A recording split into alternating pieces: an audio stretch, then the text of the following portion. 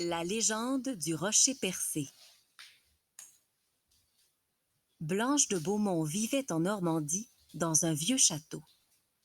C'était une belle jeune fille, âgée d'à peine 16 ans. Elle était fiancée au chevalier Raymond de Nérac, dont elle était très amoureuse. Sur les ordres du roi, le chevalier de Nérac dut se rendre en Nouvelle-France pour combattre les féroces Iroquois. Adieu la douce vie en France, les plaisirs de la cour et la belle et adorable fiancée de Normandie. Une fois en Nouvelle-France, le chevalier de Nérac n'eut pas la vie facile. Il dut combattre les Iroquois et affronter nos durs hivers, tout en commandant des hommes qui n'étaient guère obéissants.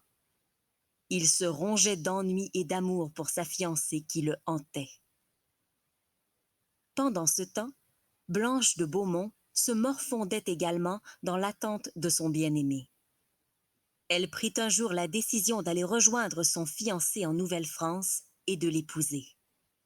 Blanche de Beaumont s'embarqua donc pour la Nouvelle-France avec son frère, que le roi avait prié de faire du service dans sa colonie.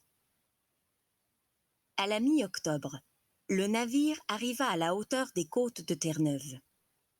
Soudain, la vigie annonça un navire à bâbord, et on eut tôt fait de reconnaître un vaisseau pirate.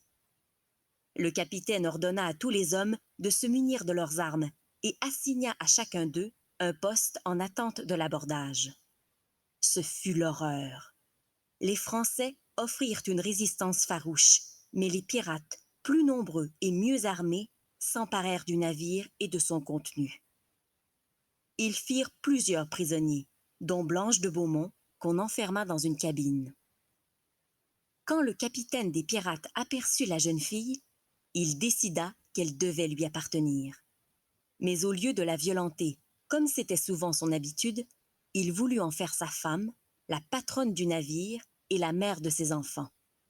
Les enfants qu'il aurait seraient de sang noble. Mais c'était sans compter la détermination de Blanche de Beaumont. Celle-ci accepta la proposition du capitaine, mais au moment de la célébration, alors qu'on s'y attendait le moins, elle se retourna, se mit à courir et se jeta à l'eau avant que personne n'ait pu intervenir. Elle disparut dans les profondeurs de la mer. Par la suite, le navire glissa dans un épais brouillard. Le lendemain, lorsque le soleil eut réussi à dissiper cette brume, l'équipage aperçut une masse énorme. C'était le rocher percé. Cet imposant rocher, semblant flotter près du rivage comme un navire ancré, dégageait une menace mystérieuse et impitoyable. Les pirates, figés de terreur, distinguèrent à son sommet une espèce d'apparition voilée dans laquelle ils crurent reconnaître Blanche de Beaumont. Puis brusquement, cette apparition abaissa ses mains vers le vaisseau dans un geste de malédiction, et ce dernier, avec tous ses occupants, fut changé en un rocher dont on retrouve encore des vestiges aujourd'hui. Quant au chevalier de Nérac, il périt peu après aux mains des Iroquois. Il paraît qu'à certains moments, lorsque le rocher percé est enveloppé de brouillard, on croit entrevoir Blanche de Beaumont à la recherche de son amour perdu.